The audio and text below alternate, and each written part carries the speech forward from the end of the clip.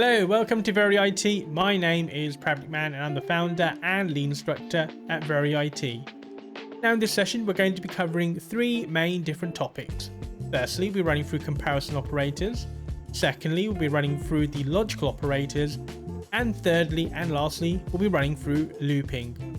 Now throughout these sessions we'll be running through practical hands-on labs so you can develop your knowledge, skills and experience. If you can do a great favor by liking, subscribing and hitting that bell notification, that'd be greatly appreciated. Here we'll be covering comparison operators. So we're going to start off with the comparison operator table, and this will denote the types of comparison operators, followed by the description of it, and lastly a supporting example. So let's start off with the 6 different types we've got in this scenario here.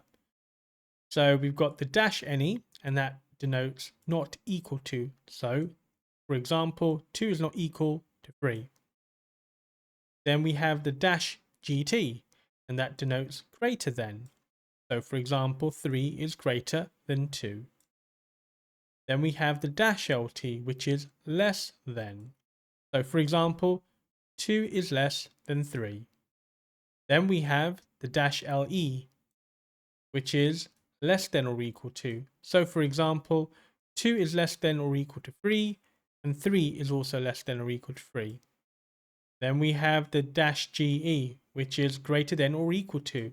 So for example, 3 is greater than or equal to 2, and also 3 is also greater than or equal to 3.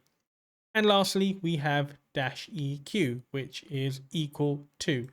So for example, 2 is equal to 2. Now, when you run these scripts, they will generally provide an output in a Boolean format.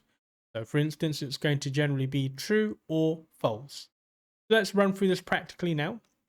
So if we're going to start off with the first one, not equal to, so we're going to have 2 is not equal to 3. So when we run that, we're going to put 2-any, and we're then going to put 3. So when we highlight it and select the run selection, you can see below that 2 is not equal to 3, which is correct. Okay, we're now going to move into our second one, which is greater than. So 3-gt2. So we do 3 is greater than 2. So is that correct? Obviously, yes. Make sure that runs correctly. So yes, 3 is greater than 2. Use this. Right, moving on to the next one. We're going to do is 2 less than or equal to 3. So is 2 less than 3. So do 2-lt 3. Obviously, we're going to be using IntelliSense to auto-populate perspective.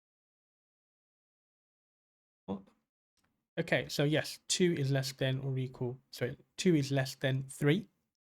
Next, we're moving to less than or equal to. So we're going to be doing here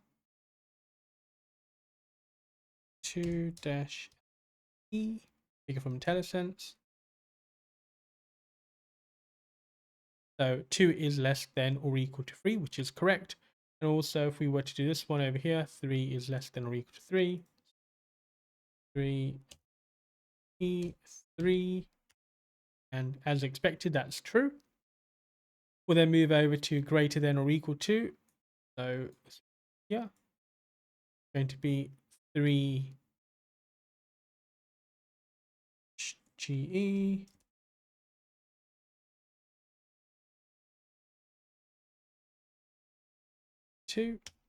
And as expected, 3 is greater than or equal to 2. Then we're doing 3-ge 3. So 3 is greater than or equal to 3, and that's true as expected. Lastly, we're going to follow up with 2. We're going to follow up with the equal, which is 2 is equal to 2.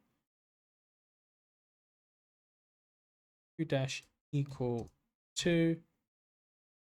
Enter. And as expected, yes, 2 is equal to 2 as expected. And that's a brief whistle-stop tour of the comparison operators within PowerShell. In this lab, for the comparison operator, we'll be using the if statement as well as the comparison operators to determine if the first number is bigger than the second number, and depending on scenario, it will generate a statement accordingly. So what we're going to do is start off with running through a script building around this by using two numbers. So we're going to firstly create a variable called the first number. So we'll just call it first number. It's going to use the IntelliSense to basically bring that up. And then we're going to assign it a value. So let's say we're going to assign this the value number 3.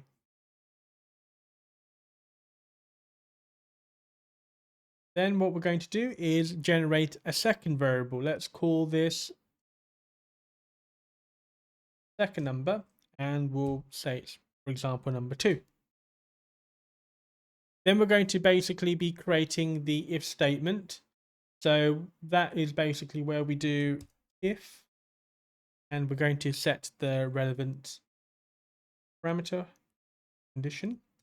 So if the first number, $first number, is dash GT greater than the second number, so we're going to use our variable second number, then we have the following. We're going to have the curly open bracket as well as the closed open brackets. We covered this in our previous exercise in the videos if you make reference to it. And then we're going to provide a relevant statement. So we're going to say we use the indentation by pressing the tab button as before.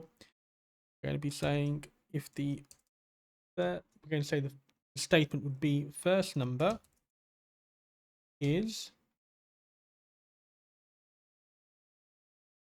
bigger than the second number.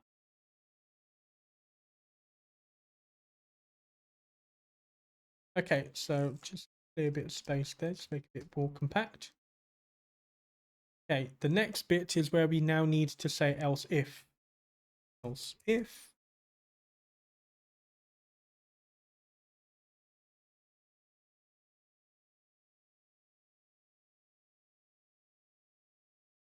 we're going to set our second condition this time now. So we're going to be saying if the first number is basically going to be less than, so dash LT, and we're going to say the second number,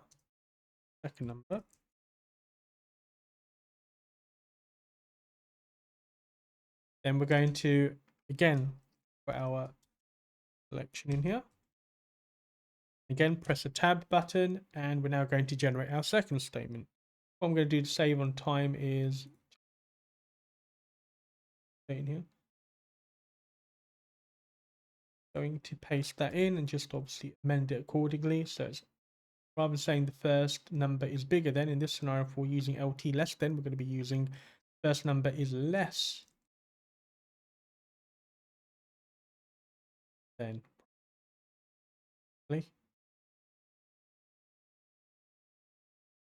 And that should essentially have our first script completed. So let's just test this now. So we're going to assign the number 3 and then for the first number and the number 2 for the second number. So in this scenario, as the number 3 is greater than 2, we should have a statement saying that the first number is bigger than the second number, because it will firstly run through this statement. Is the first number, i.e. 3, greater than the second number 2? Yes. If that's the case, it will go over to this one here saying that the first number is bigger than the second number. So let's run this now. If I were to press F8 or highlight it and run selection here, you can see, yes, the first number is bigger than the second number because we've set the number 3 for the first number and the number 2 for the second number. Let's swap it the other way around, where we make the first number 2 and we make the second number 3. So what it will do in this scenario now is it will say, okay, well, we'll run through this evaluation here and understand, well, the first number 2 is not greater than 3. Therefore, it's going to run through the else if. So else if the first number 2, if that's less than the second number 3, then run the actual statement here instead. So it should now say the first number is less than the second number if we were to run this again. That, highlight the selection and press the run selection. We should get a statement saying the first number is less than the second number. And as expected, yes, it does outline that the first number is less than the second number. And that concludes this first lab. So our second lab for the comparison operator is building upon our first one. Now here what we're going to be looking at is using the if statement and comparison operator as before. However, we are going to now use the read-host integrated into it, as opposed to the very beginning whereby we hard-coded those numbers in. We're going to actually use read-host this way, so that it prompts us to enter a number as opposed to us just assigning a static number from the get-go. Also, like before, it's going to generate a statement on whether the first number is bigger than or less than or equal to the second number. So let's build it again. So the first thing we're going to be doing is generating the variable for the first number as well as the second number. So we're going to be using the dollar again, first number. And what we're going to be saying is that equals read-host. Yep. Then we're going to generate a second variable. It's going to be dollar second number. And again, we're going to say that equals read-host. Now, what we're going to do as well is to ensure that we are specifying it is the integer as opposed to it could be, you want to make sure it's definitely an integer, the output. You want to put the hard bracket int in front of your variable. That's also applicable to both. Okay, now what we're going to continue with is a initial statement where and prompt us. So what we're going to say is generate a string, which is please pick the first number. Then we're going to follow up again. Pick the second number. We're going to be using the single quote, open quote and close quote, both of them. Okay, now what we're going to be doing is to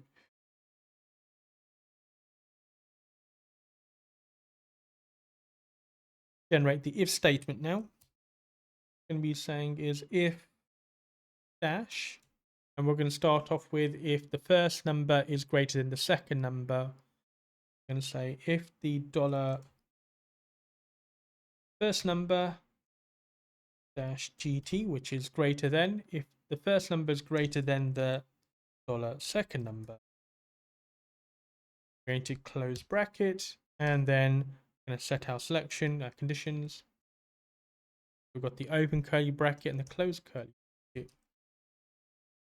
And then we're going to use the tab as before, and we're going to create the statement, which is first number is greater than the second number.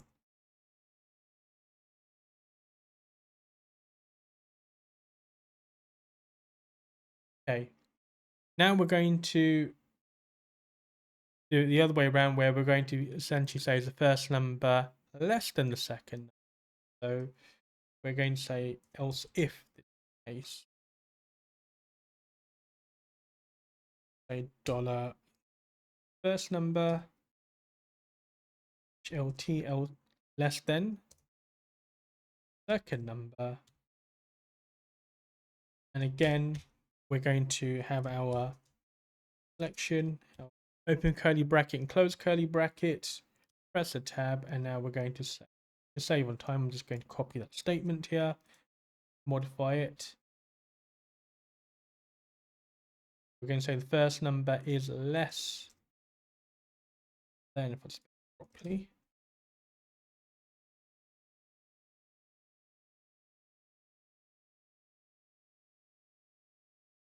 so the first number is less than the second number. So that's our else if. So we're saying if the first number is greater than the second number, then we provide the statement first number is greater than the second number. And else if the first number is less than the second number, we say the first number is less than the second number. Finally, we're just going to wrap it up with the else statements. This is anything outside of the if and else if, so it's default. Dash, I'm going to use the else. And then we're going to have our selection, so open curly bracket, followed by the close curly bracket. We're going to generate another statement, which is going to be that if it can either be it's greater than or less than, or in this scenario it's going to be equal to. So we're going to say that first number is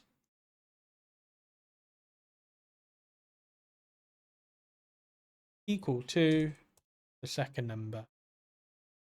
And that should essentially finish off our statement as well as the actual script for this. Let's just clear down a bit of space in here, just more neater. So now we've got that, we're now going to run the actual script by the run selection and then just see if it's operating as it should. Highlight that now and use the run selection. Press the F8 on your keyboard. So it's going to prompt us at the very bottom here. Please pick the first number. So let's say it's going to be the number 3. Okay. Then it prompts us to pick the second number. We're going to say it's going to be 2, for example. So now what it's going to do, upon that argument, it's going to look down these if, else, if, and else, and it will run through the one by one. So you can see, you'll say, okay, well, if the first number 3 is greater than the second number 2, then it will use this one here. First number is greater than the second number, as it should do. I'm not going to go through the rest. So let's repeat it again, but this time we're going to pick numbers whereby first number is less than the second number. So let's highlight it once again. So F8. And again, it's prompted us to pick the numbers. So this time we're going to pick the number 2 for the first number and the number 3 for the second number. And like before, it's going to generate the second statement as expected, which is else if the first number, namely 2, is less than the second number, namely 3, it will generate the statement first number less than the second number.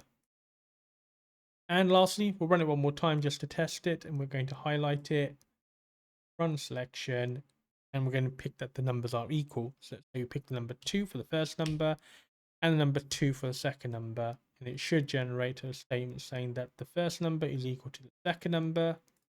So, yeah, and as expected, it does outline that the first number is equal to the second number. And that essentially concludes our comparison operator for lab number 2.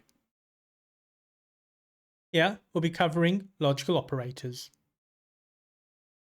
In this session, we're going to be running through the logical operator overview. So what happens is often you'll have a number of statements and then you want to confirm if a combination of statements will provide a Boolean output, namely is it true or false. So we'll explain a little bit more around it, but the 3 main ones that we need to be concerned with are going to be the AND, the OR statement, as well as the NOT statement. So for instance, if we're to look at the AND, it's when we have a logical AND true only when both statements are true.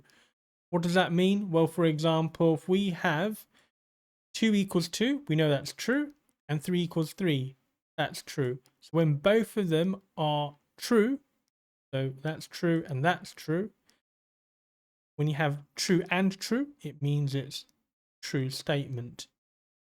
However, if we look at the second one where we say 2 equals 2, that's true, obviously, and 2 doesn't equal 2 equals 3, no, that's false. So we've got a true and a false. So when we have true and false, then it will be false because both statements need to be true. Moving over to our second one, which is the OR logical operator. This is where logical or true only when one of the statements are true, at least. So for example, we look at when 2 equals 2, that's true. When does 2 equal 3? No, it doesn't. But because you've got true or false, because one of them are actually true, then it's fine. That will be true. Alternatively, if we got two of the statements are true, so 2 equals 2, that's true, and 2 equals, let's say 4 equals 2, 4 equals 4, then that's also true as well. So because both are true, true or true makes true as well. And lastly, we'll run through the not operator. This is basically a logical note where it negates the statement that follows it. So for example, 2 equals 2, not dash, so not, but that dash not 2 equals 2 is the same as 2 doesn't equal 2. Obviously that's false, but you could essentially rewrite 2 doesn't equal 2 as dash not 2 equals 2. So let's run through a few couple of examples just to build upon that understanding. So if we were, for instance, to run a AND logical operator, namely this one at the top over here, we'll start off with 2 dash equals 2 and 3 dash equal 3. So because that's true and a true, that should in turn, if we highlight that and use a run selection, that should be true and true, which would mean it's true. Make sure we've got that correct. The dash and, sorry, apologies. Let's do that again. And yeah, that's correct. So it's true over here and true over there. So true and true means it's true. Do the same thing. I'm just going to copy it, paste it below over there. And what we're going to do now is say if 2 equals 3 this time round. So this way, we've got a true statement here, 2 does equal 2, and we've got a false statement here, which is 2 equals 3. No, it doesn't, it's false. So true and false would mean it's a false statement. So if we were to run this now, highlight it and select run selection, you can see it says false as expected. Okay, we're going to move to OR logical operators. So we're going to say, I'm just going to copy this, change a few numbers here. So does 1 equal 4, and does 4 equal 4? Can change it to OR this time round. So 1 equals to 4, that's false, and 4 equals 4, that's true. So true or false, because you've got true or false, as long as one of them are there, make it true. So if we were to run this now, you can see it's true as expected. Okay, if we were to repeat it this time round, but we're going to say that they're both false. So if we were to say 1 equals 4, that's false. Or 2 equals 4, again, that's false. You've got false or false because you've got two false statements. That would essentially mean it's going to be false. So if we were to highlight that and run the selection, you can see as expected, it's got false at the bottom over there. And that concludes our logical operator overview. So here we're going to run through a logical operator lab now. So the lab is essentially around the username and password. So if the username and password is correct, it will essentially provide a statement saying welcome. However, if the username and password is incorrect, it will then provide a statement saying that the password or username is not correct. So what we're going to do is create the script for this. So we're going to be using the if statement as well as a few logical operators as well. So firstly, we're going to, like before, provide an outline as to being prompted. So we're going to create the string, which is please specify your user name,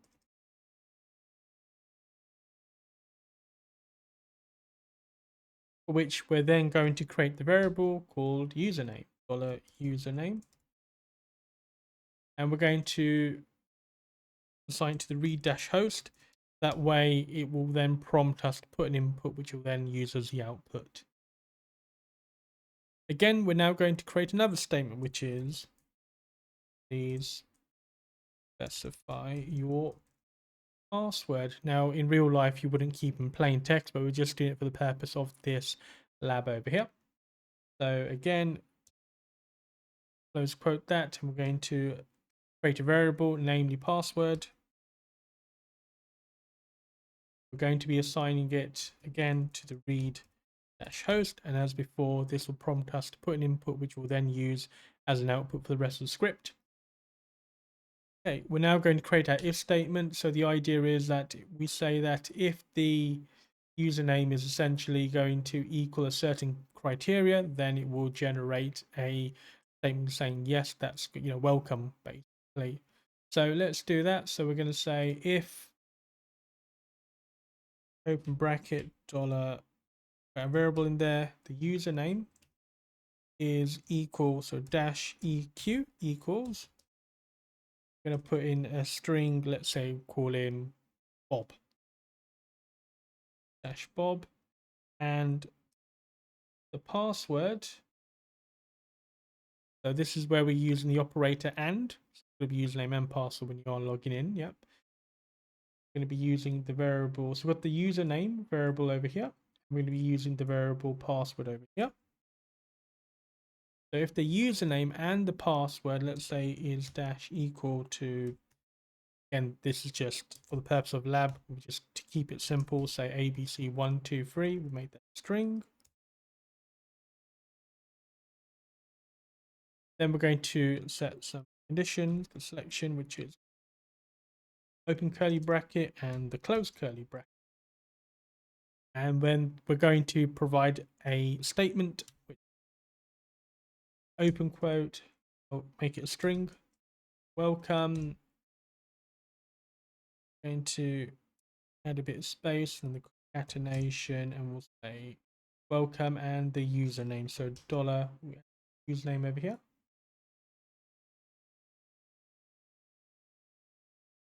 Take a bit of top and bottom just to make it a little bit more compact.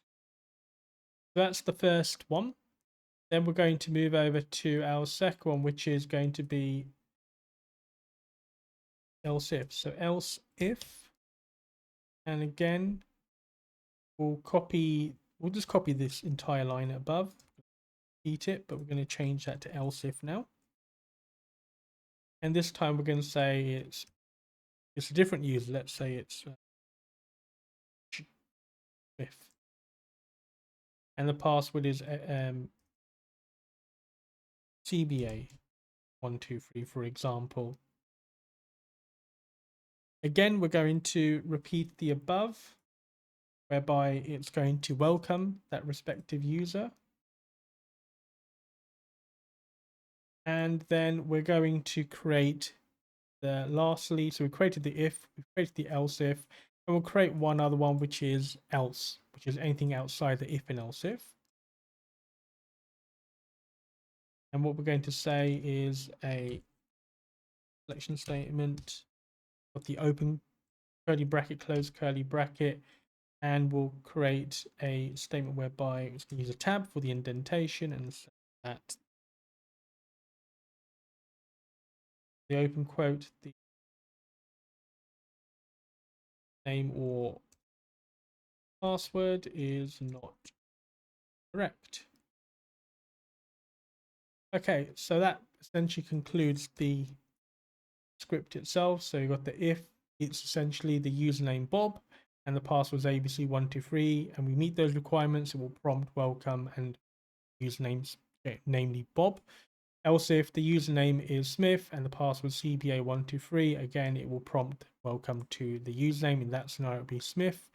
And lastly, if it is anything else beyond that, if it's anything outside Bob or Smith, then essentially it will say that the name or password is incorrect.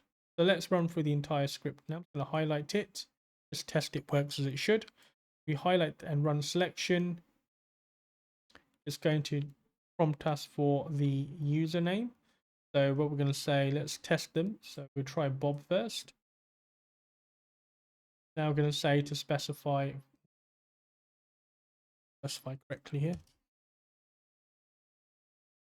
Let's run that again. So I'm just going to highlight that selection here. Run selection. So it's prompted us to specify the username. I'm going to say Bob. Condition over here. This is what it's asking here. Username, please specify. I'm going to say it's Bob. It's now specifying to enter the password. I'm going to use a password ABC123. And it will then check this statement here. And then if it knows that this is met, it will generate this output. So it should essentially say, welcome Bob. So if I were to press enter, it's Bob as expected. Yep. Now let's repeat it again, but this time we're going to go to the second user, Smith. So if we were to highlight the selection once again, now we're going to say Smith. And now we're going to use a password CBA123.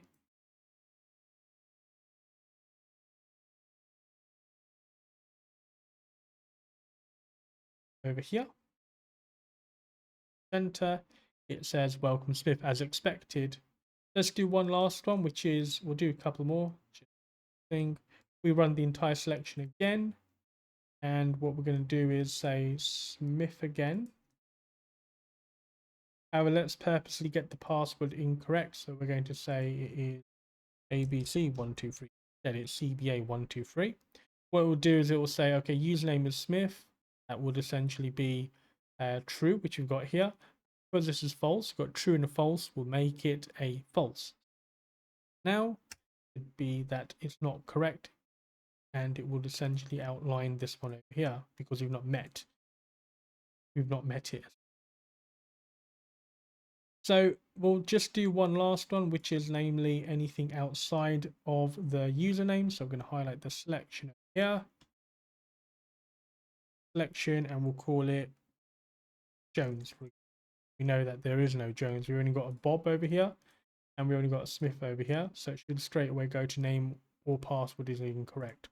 We'll put the username and password in. So it's 123.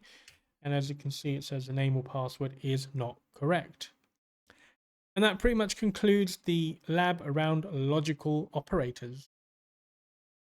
Here, we'll be covering looping. So here, we're going to be looking at the looping function and using it in conjunction with while. Now, looping is essentially whereby a PowerShell script is run again and again and again until it meets a specific criteria or condition is satisfied. If that condition or criteria is not satisfied, it will then prompt it again and again and again. So what we're going to do is a basic one to start off with, which is whereby you have to guess a number correctly. Now this number is generated randomly and you have an unlimited number of chances to essentially guess the number that's correct. If it is not correct, it will prompt you to guess again. Alternatively, if it is correct, it will outline, yes, you are correct. So that's essentially the premise of this lab. All right, so let's start off with this. So what we're going to do is create a variable. We're going to say, let's call it random number. Create the variable random number. And what we're going to say is that it needs to be generated randomly. So we're going to be using the get-random. And what we're going to say is that it is the minimum of, let's say, 1. And it's got a dash maximum of, say, 10. So that's essentially the first bit whereby it's generating the random number. Now what we're going to do is provide a statement, which is please guess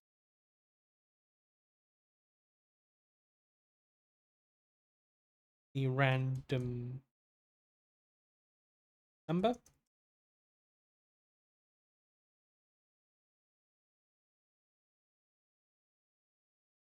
And then after that, we're now going to have a variable for the guess.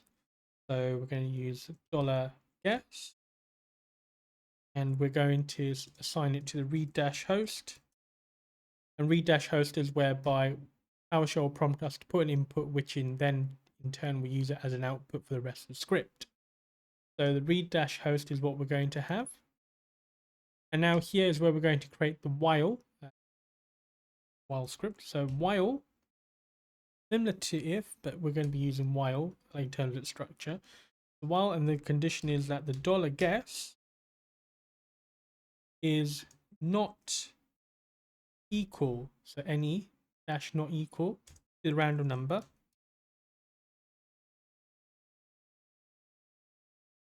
That's the initial bit, and we're going to have our statement here. And now we're going to have our open curly bracket and close curly bracket. We're going to use our tab for indentation. Then we're going to put a statement, please guess again, as this is not correct number.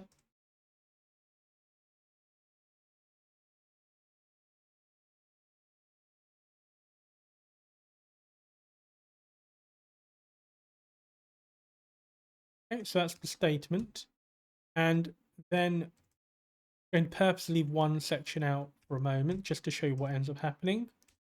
And in the event it is correct, what we will then say is, I'm going to put a bit of space here. So I'm just going to put quotes here.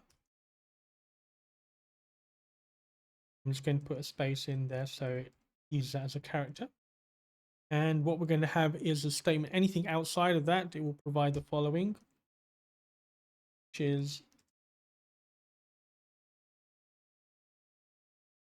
correct. The number is, leave a space at the end of it, so space, and we're going to use our concatenation, namely plus, and we're going to say it's the random number, namely the spawn over here. So if I was to now run this, just to summarize, we've got a random number that's going to be generated between 1 to 10.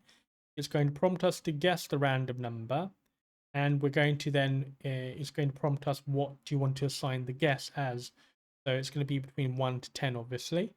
And we're going to, please guess the round number between 1 to 10. Okay, and then while the guess doesn't equal the random number, it's going to prompt us to guess again. And if it is correct, it will prompt us, okay, correct, the number is the random number. So if we were to actually run this, for instance, and press highlight the entire selection, highlight the entire script and just select the run selection, it will prompt us to guess. So we're going to say, let's say 1. And as you can see, it's going through this iteratively, please guess again, but it doesn't give us an opportunity to guess again. So this is just continually running. Now, just to get out of it, I'm just going to just press Control C for a moment, just stop that for a moment. So what you need to essentially do is provide the guess for the read host again over here. So we need to be prompted to guess again, essentially.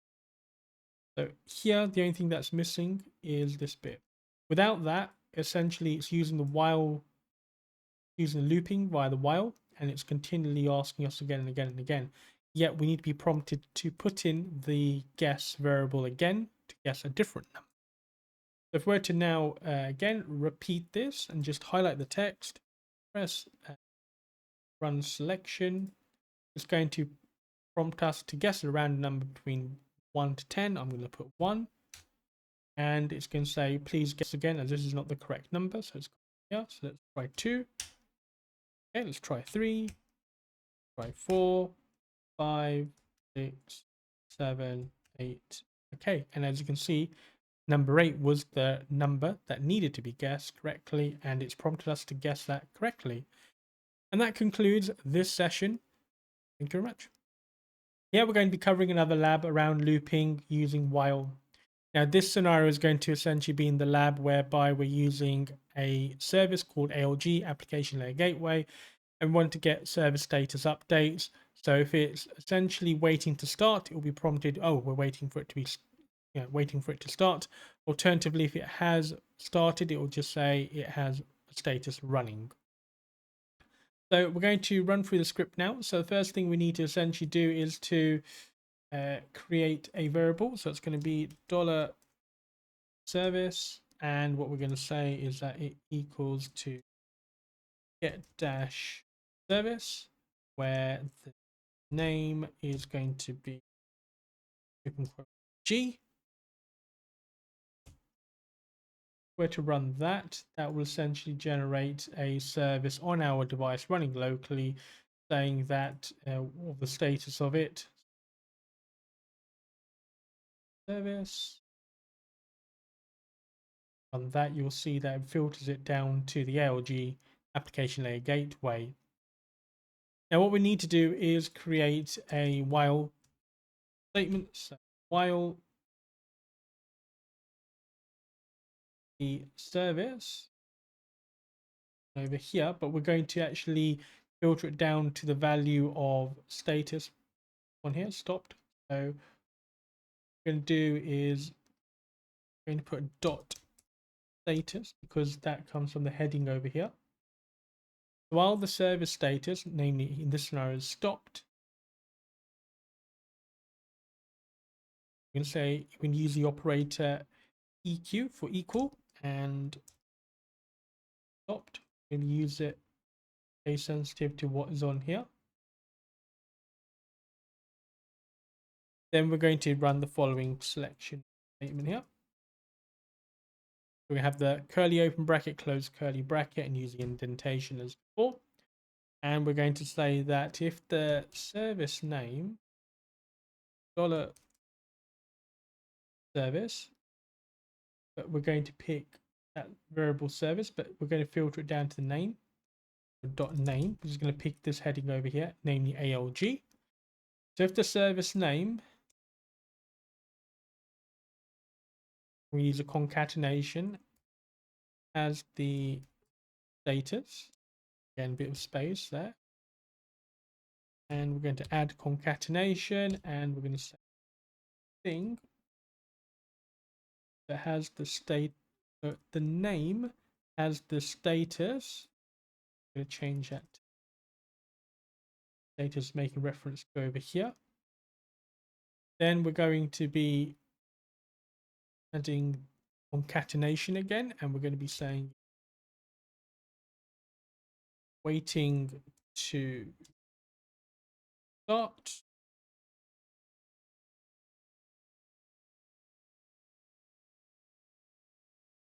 Okay, so what we're saying is if we have a service name ALG and it has the status being here stopped, and we're saying okay, it needs to be waiting to start. Okay, now we're going to be using our variable again, service. We need to refresh our input. Copy this here.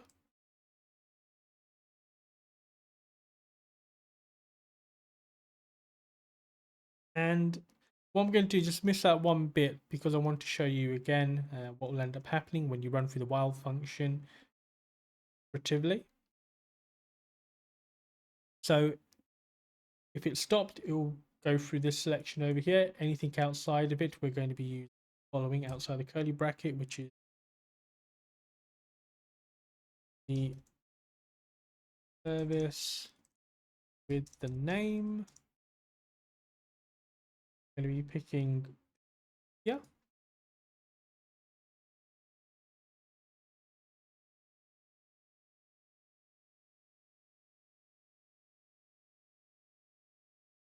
As the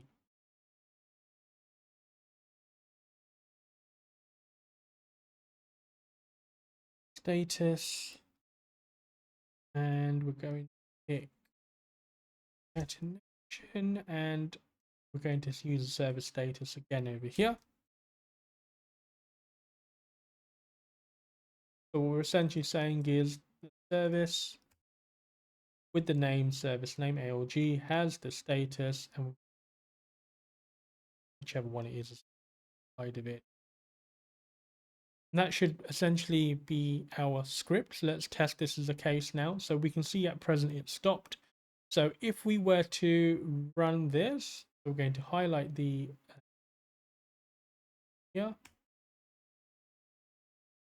We're going to highlight it and use run selection. Now what you're going to find is one bit missing because I missed out purposely. You're going to find the output will go through the while loop iteratively. So naming this one over here. Yeah. Continue.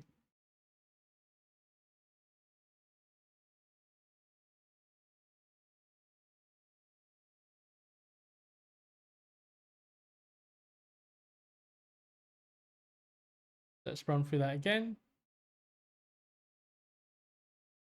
Okay, so it's going through that iteratively. So what we need to do is also add that.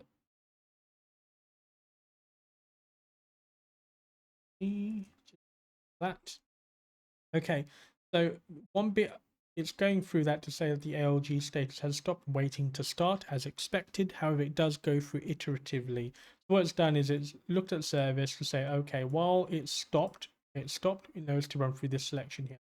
So it says a service name, namely ALG, added a space, has the status service status, which is stopped, and it's waiting to start. So the reason why it's going in an iterative manner is because we have not prompted it to sleep essentially. So go through it at least it won't go through it continually. It gives a chance to update the status of it so that it can generate a different output. Explain what that means by that in a moment. So if we were to highlight it again and now run this, so we're going to put sleep dash milliseconds. Let's put 2. If we were to run that now,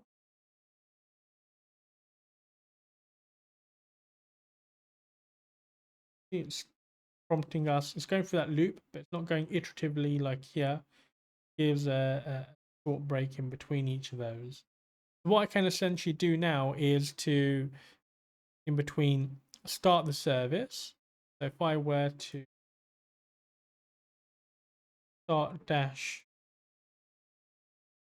service with the name ALG,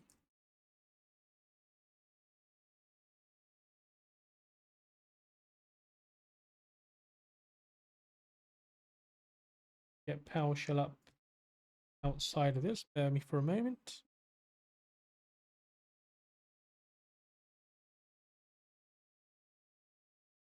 Let's get regular vanilla PowerShell and run the start dash service ALG.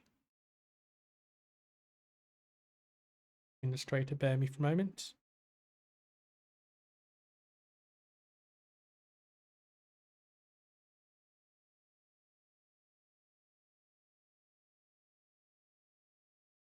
If I were to now run start dash service name ALG,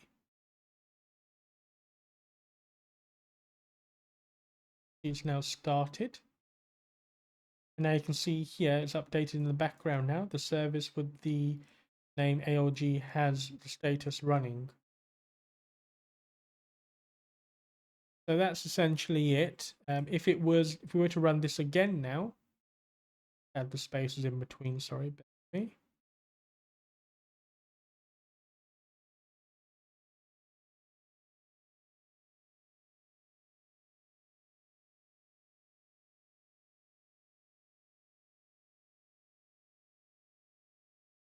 So if we were to run this again now, highlight the entire text and press selection, it will show that the service with the name ALG has status running. If we were to now stop that again, so we were to run this, say stop dash service with the name ALG. We highlight that selection, and now we run the entire script again. Should go through that loop to say that we're waiting to start. Do that. As you can see, it says again ALG has a status stopped waiting to start. If I now go back to my PowerShell script outside of PowerShell in ISE and then repeat the above again, you should find midway through, because we've got that millisecond sleep, it does give us a chance to update the status, and we should find that it does prompt that basically has a status of running. So let's do that now. And as expected, it shows now the service with the name ALG has a status running. And that's how you use looping with the while function in between our PowerShell script. And this is in relation to a service running where it prompts us that it's essentially waiting to start versus it's now running. So hopefully you found today's session really useful. Just to summarize, we covered 3 main different topics. Firstly, we ran through the comparison operators. Secondly, we ran through the logical operators. And lastly and thirdly, we covered looping. Now, throughout these topics, we covered a number of different labs that you could develop your knowledge, skills, and experience. Just to finish off, if you can, do a great favor by like, subscribe, and hit that bell notification. That'd be greatly appreciated. Many thanks. Bye for now.